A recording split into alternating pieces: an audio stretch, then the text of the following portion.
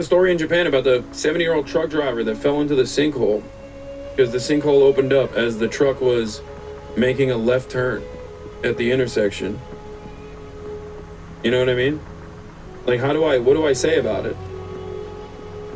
What can I say about this? This is just like a thing that happened and I have no idea how. And it's, especially with its closeness to the previous insane freak accident. Like,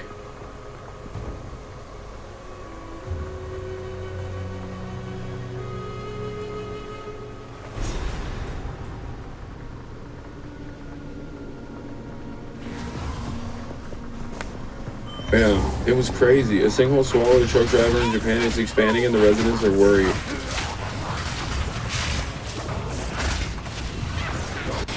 Yeah, in Saitama. About 18 miles north of Japan's capital, opened up swallowing a 3-ton truck and its driver, a 74-year-old man, prompting a rescue mission.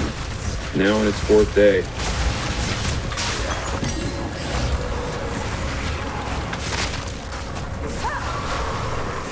The inside is gouging and is getting bigger every day, the official from Saitama Prefecture's Sewerage Works Division said.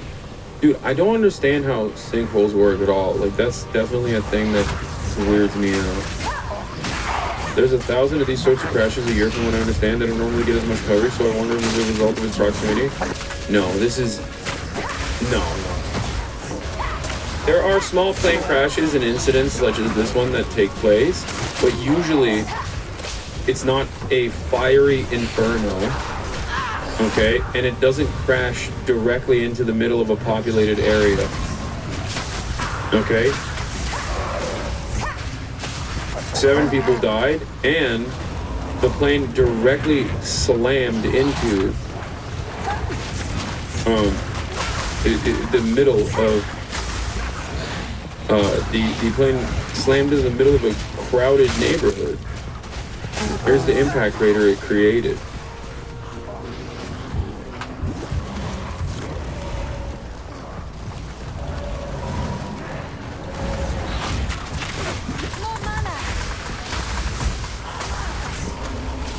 It's an air ambulance, that's unique, and it's an air ambulance that crashed on top of a crowded Philadelphia neighborhood. So a little bit about the flight itself. The flight originated at Opa-locka, Florida, yesterday afternoon about 12 p.m. The aircraft arrived at Northeast Philadelphia Airport around 2:15 p.m. in the afternoon. It was on the ground for a few hours and departed runway 24 at about 6:06 p.m. It was, like we said, it was dark at the time and instrument conditions. The aircraft climbed to about 1,500 feet above the ground. We were looking at GPS data on the aircraft, a slight right turn followed by a slight left turn, and then a steep descent towards the ground where it crashed. The entire flight lasted less than a minute.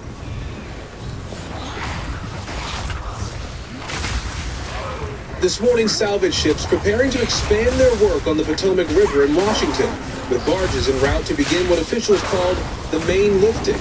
I believe for us to recover the rest of the remains that we are going to need to get the fuselage out of the water. At least 41 of the 67 victims have now been recovered from the wreckage of the Army Black Hawk helicopter and American Airlines regional plane that collided Wednesday night.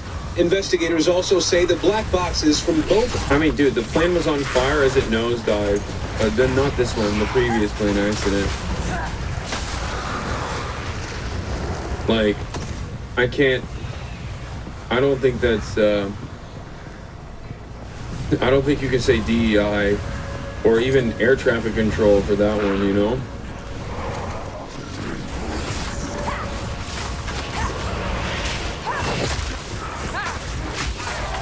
Aircraft are now at the NTSB lab after they were recovered from 2 distinct debris fields in the river.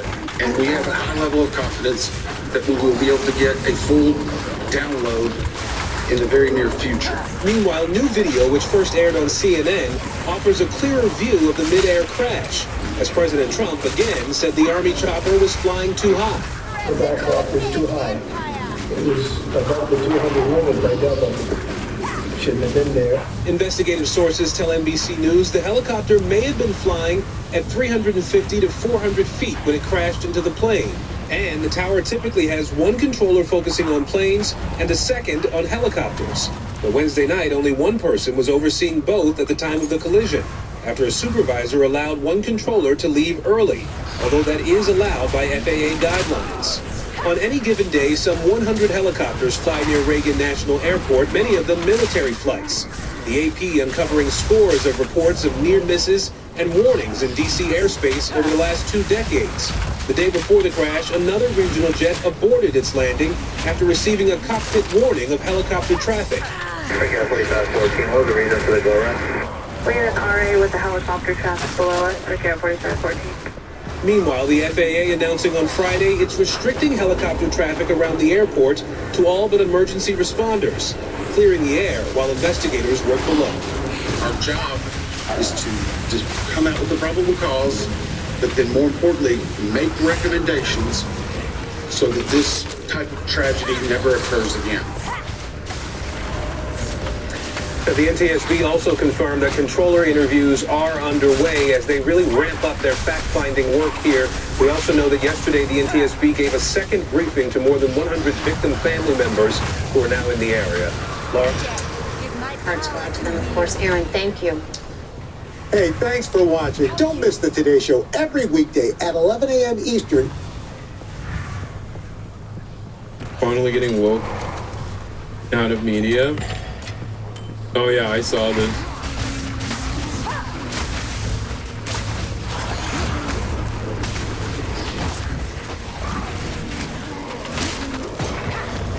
But the chance of it crashing in the road and not a building or something are almost 0% in such a densely populated neighborhood, right?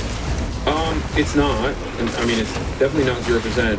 But that also leads me to at least speculate that he might have directed it deliberately into like a street or something. Like, as in to avoid further casualties. Does that make sense? Like, there is a possibility. It's not, I don't think it's like super, I don't know enough. I'll be honest with you. I don't know enough to tell you with 100% certainty whether or not he deliberately maneuvered the plane in Philadelphia directly onto the road in an effort to avoid the houses. But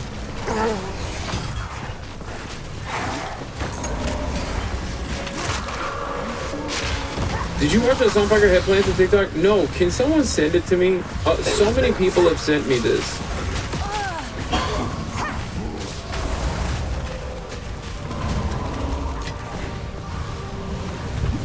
Lolo sent it to me this morning too. I've only seen the thumbnail. Can someone link it in the chat? Is this it? Making a Hassan Piker head planter. First I made the 3D model from photos of him I found online. I have such a crush on Hassan Piker. Then I 3D printed him and hand painted him. Sometimes I wish Hassan Piker was my dad. Oh my god. I went socialist just so he would notice me. This is... Can I forget the glasses? This is amazing. If you like my work, check out my Etsy shop in my bio. Oh my god. That is amazing. Better eyebrows too? Okay, chill. Yeah, it's got my old eyebrows. I don't even know. I don't got this kind of glazed work in me,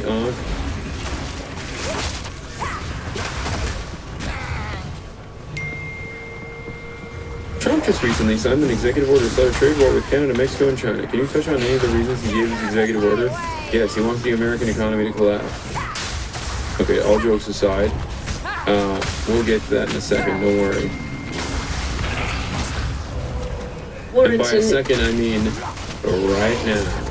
Trump has announced new tariffs on China, Canada, and Mexico. In Virginia, pretty much split Republican-Democrat, a purple town they call it, and a red state. You want to know why he's doing this? Because he's secretly in the pocket of Xi. sheep.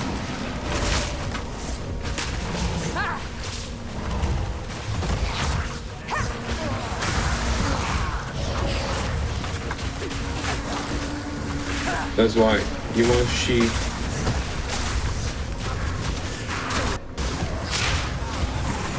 Chris voted Donald Trump, and contrary to most economists, he thinks that tariffs will mean more money in his pocket. And if we're making more money on tariffs, that means our taxes, American citizens can pay less taxes. Will it affect your business? No, it'll help. It'll help a lot. How will it help? I think cost of goods will go down.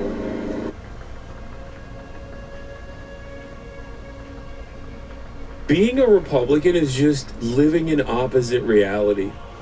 Okay, that's it. That's it. There's like no other way to analyze, interpret what's going on, okay?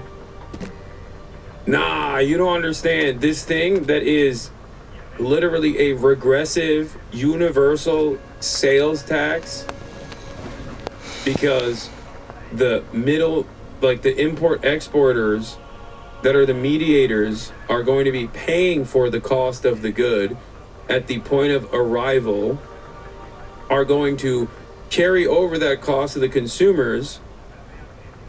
That is actually going to cut prices somehow. 83% of Trump supporters support the tariffs. What? 83%? Oh, dude, America needs to be studied like a fucking lab rat. Okay? America and the American mind, especially the conservative mind, okay, needs to be dissected and examined thoroughly. The amount of worms we would uncover in the brains of the average conservative. Like, this is the exact opposite. What are you saying? What you are describing is the exact opposite of reality. Why? Why are you saying the exact opposite of reality? What is going on? I don't understand it. Who is telling them that this is the good thing? Okay? Who is telling them, like, I can't believe I'm the guy, okay, sitting here and saying that isolationist trade policies, if not directed towards a competent, competitive domestic manufacturing, is going to simply lead to prices increasing. It's going to lead to prices increasing regardless, but it's also going to lead to prices increasing a lot if there's no domestic manufacturing capabilities for the same exact things, right? Raw materials, for example, do not often have a competitive domestic manufacturing or even sometimes the raw materials necessary. Like if you're looking for, I don't know, trees, for example, wood, okay? We get it from Canada, okay? We get it from Canada. Now, do we have an abundance of wood in this country? Yes, we have a shit ton of forests. We have not destroyed some of our forests because we're just getting it from Canada, okay? Now, we could destroy our forests and not get it from Canada, okay? We could do that. We could, like, gut our national parks or whatever, right? There's plenty of trees there. But even that would take time. So in this process, in the interim period, as we move to destroy our own natural resources, okay, one, Canada will obviously strike back and add tariffs to our goods that they are purchasing, okay? And also, simultaneously, in the interim period, as like the American wood industry is building up for this to compete with the raw output of the Canadian lumber industry, there would still be a ginormous increase of cost of wood. I don't know if you know this, chat, but wood is very important. who are building houses, especially after a massive wildfire that destroyed tens of thousands of standing structures, residential homes and businesses alike. Which means there will be additional demand for wood.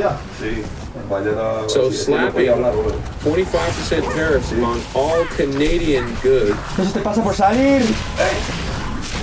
right after a wildfire happens is choice. It's an interesting choice.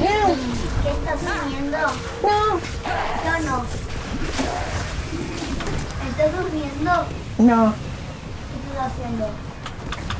What is this world of statistics? In the United States, adults have a literacy below a 6th grade level, 20% are below 5th grade level, and 20% are illiterate. What? Hola. That is not good, dude. Holy shit. We're gonna reach a new record, baby.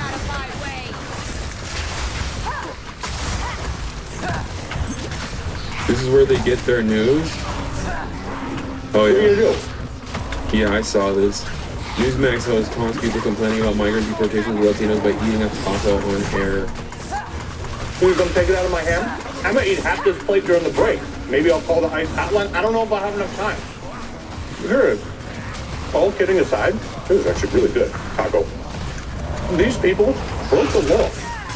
They broke the law to get here. I can't say what I think should happen to this person because I would get banned and it would make some of my most vocal haters very elated, very excited. Okay? But you can't stop me from thinking. At least until the Neuralink chips kick in. You know what I mean? And then you're immediately prosecuted for thought crimes. You know? I can't say it out loud, but I can think it. And you can't stop me from thinking it. Wow. Just ruthlessness, pure cruelty, no politics, just politics of spite, anger, resentment, hatred. Awesome. Great stuff. Trump supporting companies will likely be granted exemptions from these new tariffs like in his previous term. That's what I said as well. Okay? That's what I suspected as well when he talked about tariffs, because he had done this in the past. That he's going to use tariffs, and who gets hit with the tariffs? Not like everyone that is purchasing goods from Canada and China, but instead the companies companies that are aligned with Trump will get exemptions. I don't know if it'll happen this time around. The second reason for the tariffs, I think, is because he wants to destroy income tax. I think he wants to just abolish income tax and make it so, because income tax is one of the few progressive taxation methods we have at our disposal. And even then, there are so many mechanisms for the wealthy to avoid paying a fairer share of their taxes. That's why the effective tax rate for the average American is around, what, like 40%? Whereas for the super wealthy, the 1%, it's 0.01%, right? That is a massive, massive disparity. That is, in spite of the progressive taxation structure we have for income tax. Now, Donald Trump is openly, I think, trying to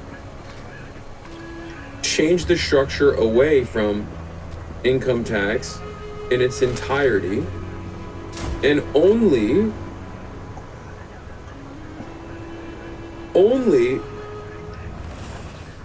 make Americans pay with tariffs.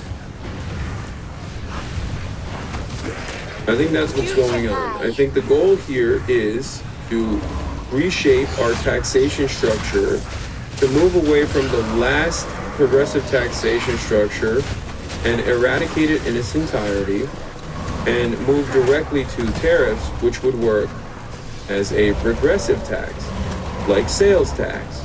Sales tax is a regressive tax. Okay? The way tariffs work in this process would operate like a federal sales tax. Okay?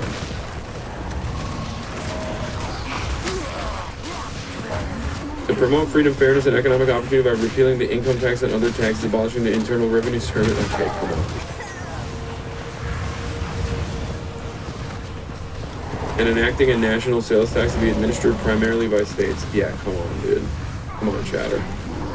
I mean, this is people fucking try to push insane bills all the time. This is one of them.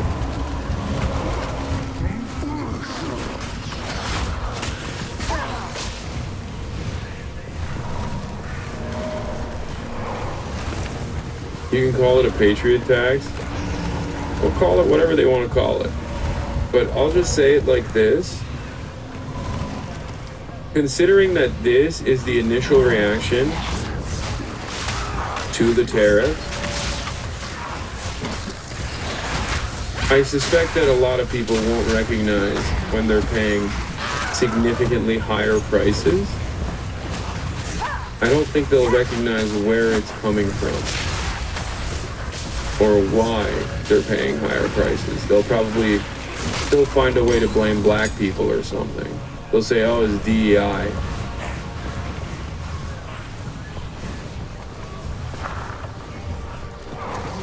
Where's the guy?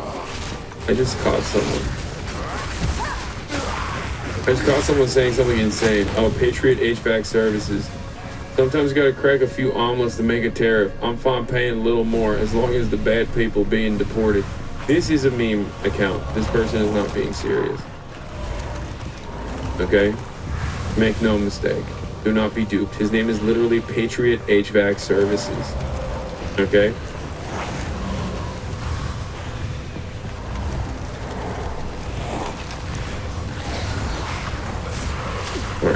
Yeah, I think I think eggs will be cheaper. Right now they're too much. They're like $1 million.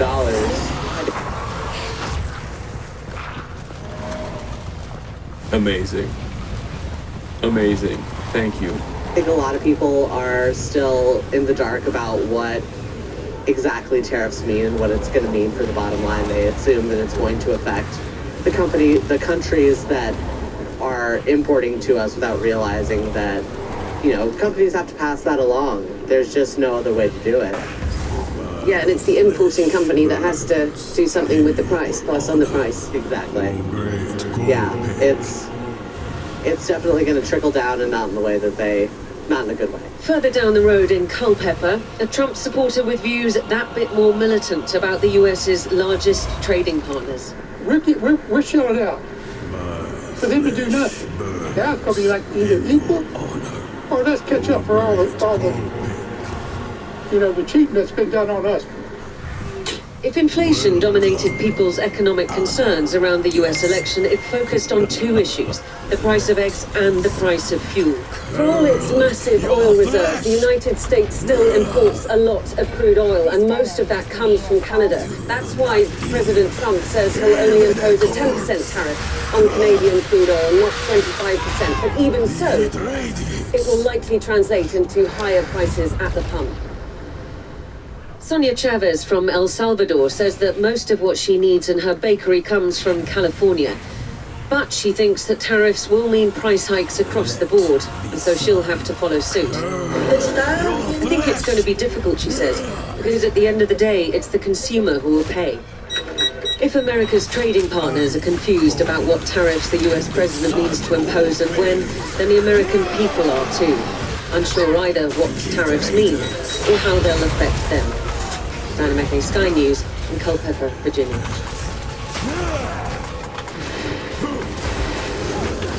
Well, in the last few moments, we have been getting more detail about those tariffs. A White House official has said President Trump has signed 3 separate executive orders enacting tariffs on Canada, Mexico and China, one for each country.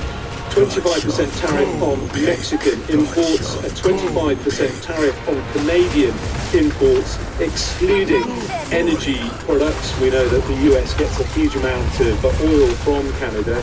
A tariff on energy products is 10%. There'll be a 10% tariff on Chinese imports. Now, interestingly, there's going to be a retaliation clause, as it's called.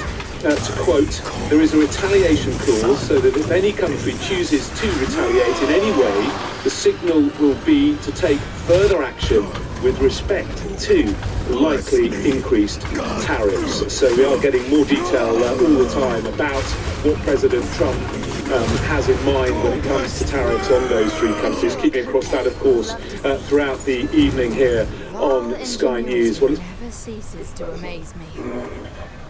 The White House says 25% tariffs are going into effect today on goods coming into the U.S. from 2 of the country's biggest trading partners, also the closest, Mexico and Canada. So what impact will President Trump's move have on American consumers, your wallet, where? ABC's senior White House correspondent Selena Wang joins us from Washington with those details. Good morning to you, Selena. Hey, good morning, Janae. Yeah, this could have a huge impact on American consumers. But remember that President Trump had campaigned on lowering costs for Americans, but these tariffs could have the opposite effect. It could increase prices on everything from avocados to tequila, cars, electronics, clothes, and more. This morning, President Trump is gearing up to impose steep tariffs today on America's biggest trading partners. A move that could raise prices at the grocery store and the gas pump. There could be some temporary short-term disruption, and people will understand that. Trump campaigned on lowering prices for Americans, but admits now that his tariffs could cause disruptions. The president hitting Canada and Mexico with 25% tariffs and 10% tariffs on China, blaming those countries for illegal migrants and drugs coming into the U.S., and for America's trade deficit with these trading partners. They've treated us very unfairly. Experts say American families could pay $830 more on average this year because of those tariffs, with higher prices for fresh produce, alcohol, clothes, electronics, cars, and more. And those tariffs on oil and gas could hike prices at the pump by as much as 70 cents per gallon. I pressed the White House on those higher prices. Can you guarantee that those tariffs won't increase prices for Americans, including at the gas pump and the grocery store? I think Americans who are concerned about increased prices should look at what President Trump did in his first term. Studies have repeatedly shown that Trump's first-term tariffs hit American companies and consumers the hardest, and Trump's move threatening to spark a trade war. Canada's Prime Minister says they're ready to hit back. If tariffs are implemented against Canada, we will respond. We won't relent until tariffs are removed, and of course, everything is on the table. So tariffs are taxes on goods that U.S. companies and importers pay, and then they largely pass on those higher costs to U.S. consumers. And Janae, some companies are also warning that this could put millions of jobs at risk here in America. The impacts remain to be seen. Those impacts remain to be seen, Selena. And we're also learning new information about President Trump's plans to fire FBI agents. What can you tell us about that? Yeah, Janae, so sources are telling us that the Trump administration is compiling a list of FBI agents to fire or force out. We're told that the administration is specifically looking into people who work on investigations. JD Pondon. He said the FBI will pay for its crimes against revolutionary black leaders in this country. Oh, the Chamber of Commerce is not happy? Wow, I'm shocked. Statement of the U.S. Chamber. Tariffs are not the answer. Washington, D.C., U.S. Chamber of Commerce, Senior Vice President and Head of International, John Murphy, released the following statement regarding President Trump's announcement that the administration will implement 25% tariffs on Canada, Mexico, and 10% tariffs on China. The president is right to focus on major problems like our broken border and the scourge of fentanyl, but the imposition of tariffs under the IEEPA is unprecedented and won't solve these problems and will only raise prices for American families and upend supply chains. The Chamber will consult with our members, including Main Street businesses across the country impacted by this move, to determine the next steps to prevent economic harm to Americans. We will continue to work with Congress and the administration on solutions to address the fentanyl and border prices. Yeah, not happy is right. Wasn't Carl Icahn, who was totally on board with Donald Trump? Like, the thing that separated him from Trump was when he put tariffs on steel. He was like, you can't do that. You know, all of these, like, squishy libs, or people who present themselves as liberals, and they're like, you know, obviously right-wing billionaires in general, have no issues with, like, all of the death and devastation that Trump will cause upon marginalized populations. But the moment that their bottom line is impacted, they're like, whoa, whoa, whoa, whoa, whoa, it's not like that. It's not like that. What's happening? I don't understand why he does this. Can you explain it to me? I'm dumb, lol. I think that there are two reasons why Donald Trump wants to do this. One, because Donald Trump wants to utilize the tariffs as a mechanism of pressure for sectors and industry leaders to basically kiss the ring. You kiss the ring, you don't get hit with tariffs. Because remember, for those of you who still don't understand this, because I've talked about it a million times over, tariffs don't actually work in the way that Trump claims it does, right? Tariffs don't actually work in the way that, maybe to your surprise, the Republican Party has claimed it works. You're not actually putting a tariff on the country, right? You're not putting a tariff on, like, China, and China is paying for the price of said tariff. The tariff is an entry fee, okay? A tariff is an entry fee. So it's not actually the Chinese companies that are paying for the tariff. It's actually the American companies that are tasked with importing the goods that are paying the tariff at the point of entry. That's it. So it's actually American manufacturers that will now get a more costly good overall. Because if, let's say, you're getting your t-shirts shipped from China, right? Your garments. You're a garment producer, or the raw materials necessary to produce garments in the United States of America. Let's say you're getting that from China, right? Now there's a 10% tariff on all Chinese goods, okay? Which means you have to pay a 10% entry fee on everything that you purchase, which means automatically the garment manufacturing goods are now 10% more expensive. So when your garment, when you're selling your wares to a factory that is tasked with making t-shirts, at the point of purchase, that second company is basically buying a 10% more expensive product. If a bulk purchase of t-shirts was $100, now it's going to be $110, right? And when that happens, and that t-shirt manufacturer takes $110 worth of t-shirts now, that previously was $100, they are going to increase the price of all of the t-shirts that they're making so that they can carry the cost over to the consumer, right?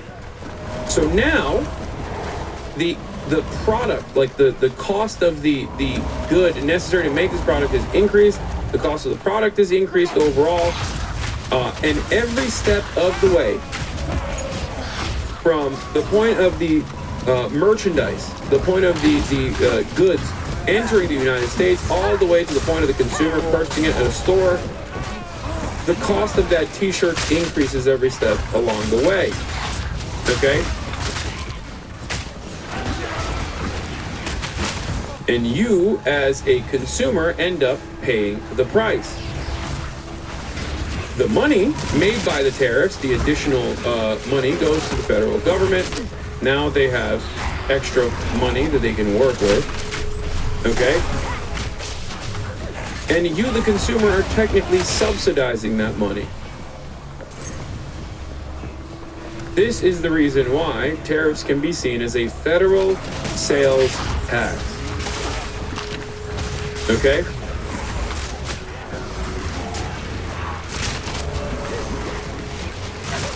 Now, what's, I guess, somewhat interesting about this process is that there's also almost always retaliatory tariffs from the other country, which, and for the record, when tariffs do happen, okay, if there is no competitive domestic manufacturing, Of course, trade of that sort of commodity, or all commodities, if all commodities are tariffed, will actually decrease because people will seek out cheaper alternatives. So they will move in the direction of like Vietnam, for example, or another manufacturing hub that isn't China, that will still make the same or similar product without the additional cost associated with it. Now, of course, changing your manufacturing to a different country is an arduous and relatively costly process. So that in and of itself will also yield more expensive goods at the point of purchase. So there's also that issue in the interim. And the retaliatory tariffs, on the other hand, will also yield the same exact result. China will engage in retaliatory tariffs like they did with soy. With soybean, right? That's what they did when Donald Trump, in his first administration, engaged in tariffs on steel from China. And China said, okay, we're putting a tariff on soybean. This ends up harming the American manufacturers because now the Chinese government is looking for alternatives to purchase soybeans from. So they're not going to get it from America, they're going to get it from elsewhere. And at the end of that process, it ends up harming the American manufacturers. Okay? Nah, companies are getting faster and cheaper at changing countries. The shell game continues, but yeah, it's just a band-aid. Yeah. But still, and I say this, I criticize all of this for the record, while also maintaining the position that tariffs on particular goods is not necessarily a bad thing. While on the one hand, I want a BYD car, I wish that American manufacturing was interested in making competitive electric vehicles. So while we do actually maintain some understandable trade isolationist policies when it comes to car manufacturing, for example, in an effort to preserve and protect our manufacturing sector and automobile manufacturing, the American manufacturers are also not using this as an opportunity to create better products overall, but instead products that hyper-focus on avoiding CAFE standards and building larger and larger tank-like structures in a country where the Ford F-150 is the most popular vehicle.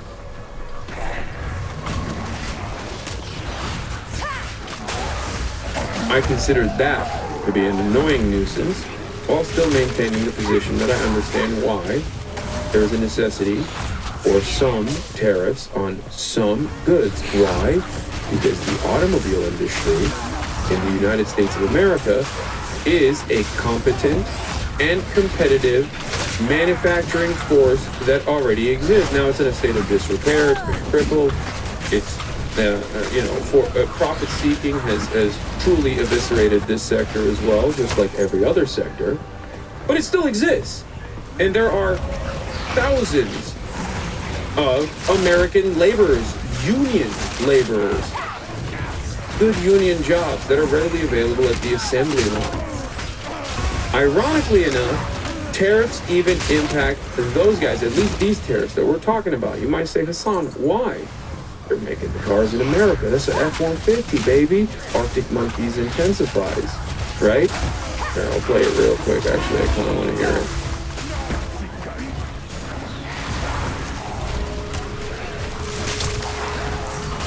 Why is that freaking internet so slow?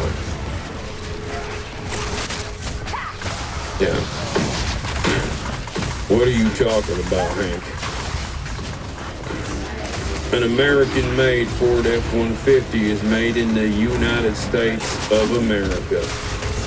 Touched by American hands. No goddamn common Chinese touches these beautiful truck nuts that I put on the back of my Ford F-150. Designed for perfection. Designed to make me forget about family court and how Deborah left me. That's what the Ford F-150 is made to do. So that when I drive down to Harbor Freight to purchase my non-Chinese made tools that I'll be using on my shed,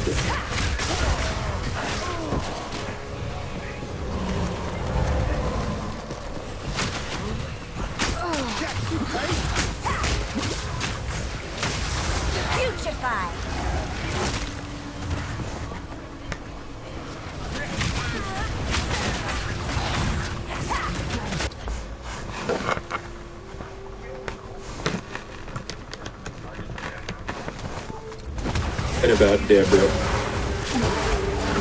I feel like a real man as I drive over a bunch of children over the crossroad, walking to school, because I can't see them in my field of vision, because I purchased a Ford F-150 that, in order to avoid cafe regulations, is increasingly grown larger and larger year over year.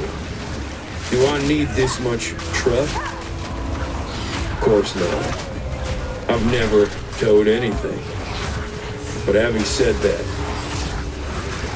I still need that much truck. Okay, anyway. Yeah, if you can't see the children, it doesn't count. So, how do tariffs actually impact American manufacturing, even the auto industry?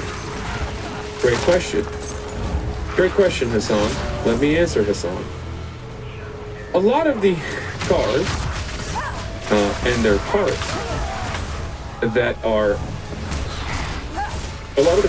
parts that are being manufactured, or at least being assembled on assembly plants in the United States of America, are actually being manufactured in Canada, and more importantly than Canada, Mexico.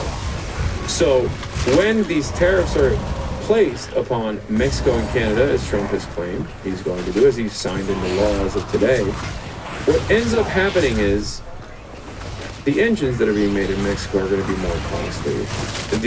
The parts within the manufacturing are going to be costly, which will then increase the cost of goods that are being domestically produced, because they're being domestically assembled, but they're still being produced, or at least parts of them are still being produced globally. This is the reality of global trade, okay? This is something that is impossible to avoid. We have designed society in a way where we're maxing out, I guess not necessarily efficiency, but we've designed society in a way where we max out profits. And therefore, goods that even are assembled or manufactured in the United States of America will end up seeing massive cost increases and supply shortages, especially in the interim period. Because a lot of these still very much having their parts manufactured in Mexico. So even if you need a part to fix your car, it's going to be more costly for you. Something to remember, something to consider. The more you know with Hassan Hassanabi Piker. Yeah, the auto supply chain between Canada and the U.S. are extremely integrated. There's some stat that says parts cross the border 8 times prior to final manufacturing. The tariffs are horrible for everyone but the oligarchs.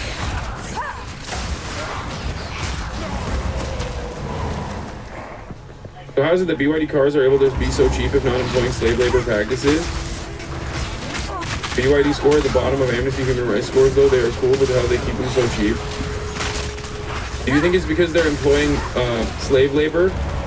Or do you think it's because it's insanely subsidized by the fucking Chinese government, which understandably sees more value in virtually gutting any kind of competitive European car manufacturing business? Unsure, wondering what your opinion is? No, it's the subsidies.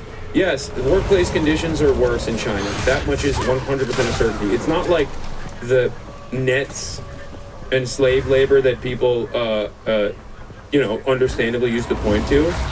Okay, it's not like China is utopian with labor rights for sure. Okay, this is currently not the case. Having said that, however, a big part of the reason why it's cheap is, aside from the cost of living being cheap and therefore wages being cheaper, a big part of the reason why the Chinese manufacturing is insanely cheap, okay, is because they heavily subsidize it, because the Chinese government understands that creating good, competitive products that people want yields two tremendous results. One, improves your soft power capabilities, improves your overall outlook around the globe. Think about the love and admiration I have as a Turkish man to the wonderful car manufacturers of Toyota. That's important. That's very important. I love Toyotas, okay? I love that shit. I love Toyotas. They're incredibly affordable. They're incredibly reliable. They will, even fun fact, I bought my brother a Toyota RAV4 recently. A plug-in hybrid Toyota RAV4. We are a Toyota family. Yeah. I bought it for him because, he's getting married, he's gonna have kids, and I wanted him to have a affordable, reliable vehicle.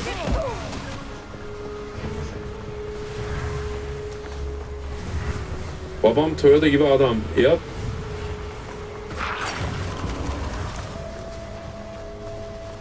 Do you think they're as reliable as our boy who did your brow? Okay, listen, that's just different shit. Don't focus on it. What's the road noise on the RAV4? I was thinking of getting one. I mean, it's a plug-in hybrid, so I don't think it's very loud. But that shit goes, it is crazy. It goes forever, dude. 90 miles per gallon is insane, brother. It's not 90, I don't think. Cheap? Could have bought something nicer? Come on. Wait, what? What do you want me to buy him? A fucking Lambo? What do you mean?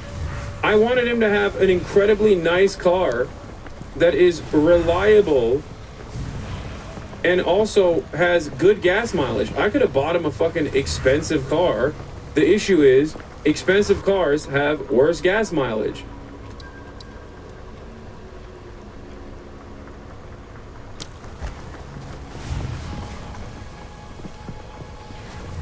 He also couldn't get an all-electric vehicle, one, because of, obviously, distance concerns, but also beyond that, he doesn't have,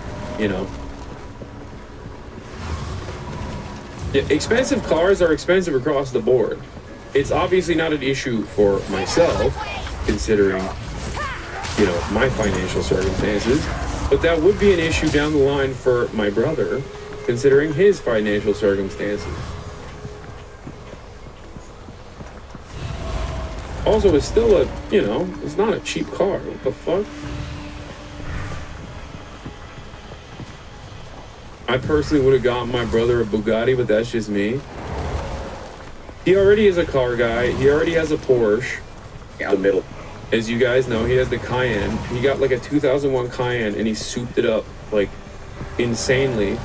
But he's beating it to the fucking ground. I mean, the Cayenne he got, by the way, he has a Porsche that he bought for like $4,000, by the way. It's not, or something insane. I think he was like $4,000 or $5,000. So it's not like he didn't he didn't really splurge. Okay.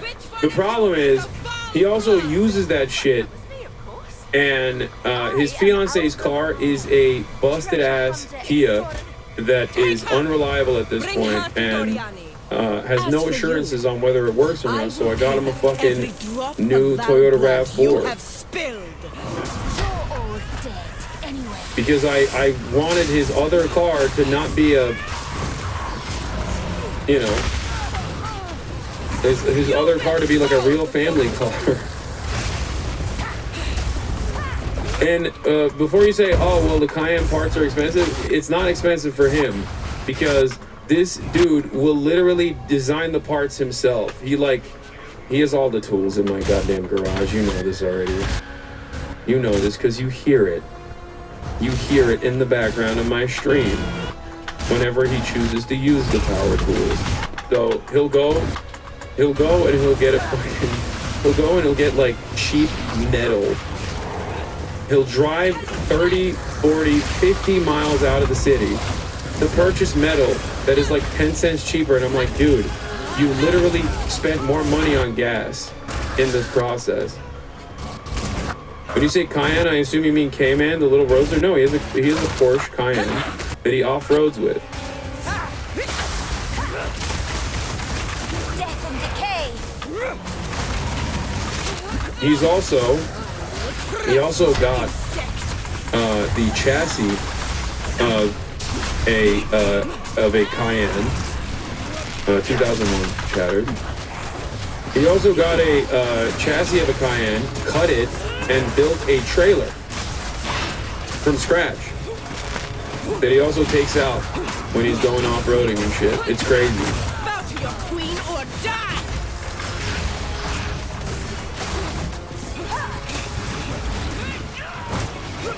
He's my goat.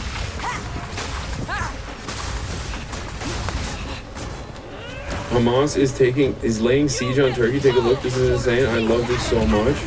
Sabra Kumis. Hamas is laying siege on Turkey? Yeah, I don't think so.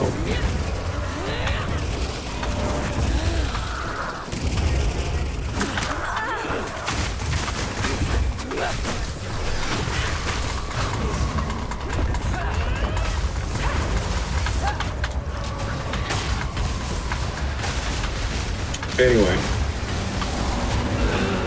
I don't think Hamas is laying siege on Turkey, but let's watch American Hostage and 2 others released. And then after that, side note, new DNC chair famously said Hassan Piker is right while ignoring everything you said on CNN. Oh yeah. Thanks for having me on tonight. And actually, I think Hassan's right in most of what he says there, and particularly... Yeah. This is the new DNC chair chat. That's why it's so funny when people are like, well, why is nobody paying attention to this drama YouTube that is just like 10-second clips clipped out of context. You got the fucking new DNC chair on the Aaron Burnett show being like, Hassan Piker is right. I agree with him.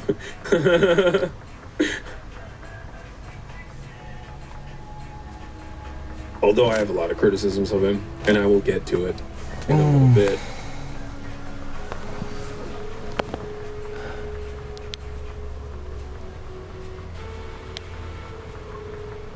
Now, the reason why I mention this is because I need you to understand. I'm charitable to you if you have been duped. Okay? I'm charitable to you if you've been duped into believing that I'm some, like, evil fucking deity. Some evil being. And when that expectation doesn't match reality, especially from mainstream resources, I hope you are not confused, because you've simply been bamboozled, taken for a sucker by people with other ambitions, other motivations, oftentimes simply to, you know, get clout or get an algorithmic boost by hitting the fuck Hassan button.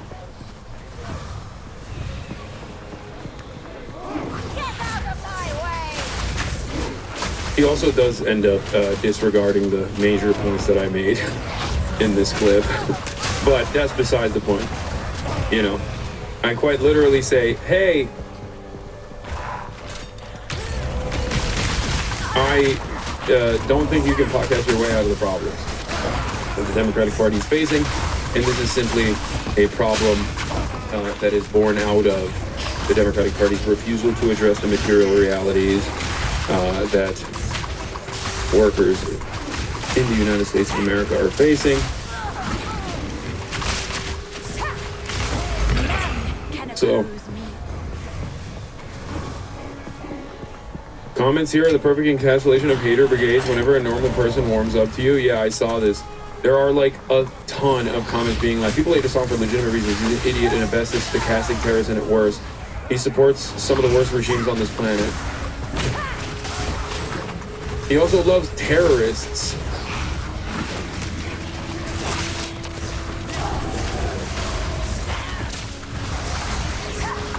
I thought he was terrible because I watched Destiny since 2019 and he so thoroughly poisoned the Hassan well with his fan base that you just don't really question it. But these guys also love, like, Destiny's fan base also loves CNN and like, you know, prominent liberals and stuff. So I just don't understand how that's not, like, shocking enough to them to reconsider their positions that maybe their favorite content creator who's, like, famous for debating the ethics of child porn or white people's rights in saying the N-word is probably not the political beacon that they consider to be, you know, the most thoughtful, the most mindful.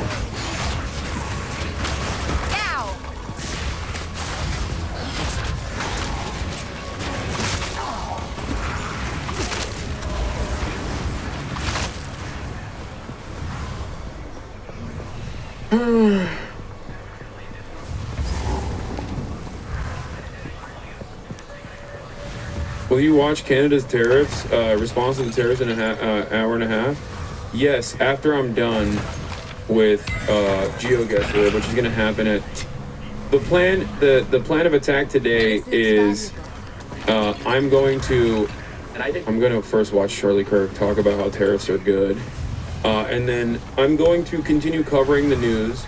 And then afterwards at 10, okay? At 10 a.m. in approximately an hour, I'm going to do a sponsored GeoGuessr stream. Okay?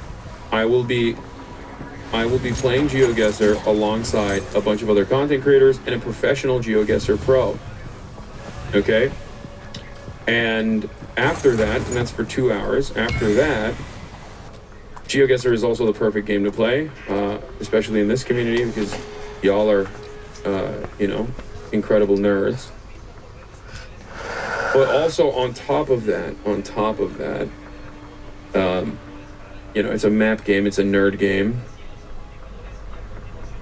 GeoGuessr is people don't know what GeoGuessr is in this community. That's crazy. GeoGuessr is like a Google Maps game, basically, where they show you like one area on a map, and you're supposed to click on the entire global map and try to figure out exactly where it is by looking at some clues.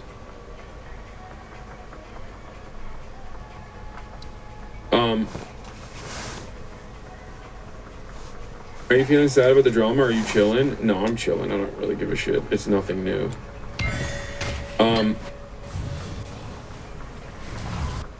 The game is being bad at geography. I'm very bad at geography, famously. But it's not even necessarily that I'm bad at geography, even though I am bad at geography. I'm also very bad at test taking.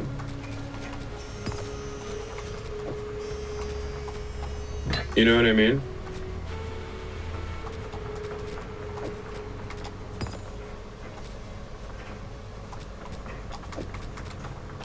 So we'll see, but I think it'll be funny. And then after the GeoGuessr game, we will watch the Content Nuke on Destiny by Ryan Beard, which details, I assume, some of the severe pain and harm that Sexpestiny has caused to many communities, both online and offline in the real world. And I say scratches the surface because it's an hour and 30 minutes. And the reality of the matter is, unlike the way his community has crafted elaborate narratives about how awful I am due to things that you would never even bat an eye at, like purchasing a house for myself and my family, or leasing a Porsche, that many content creators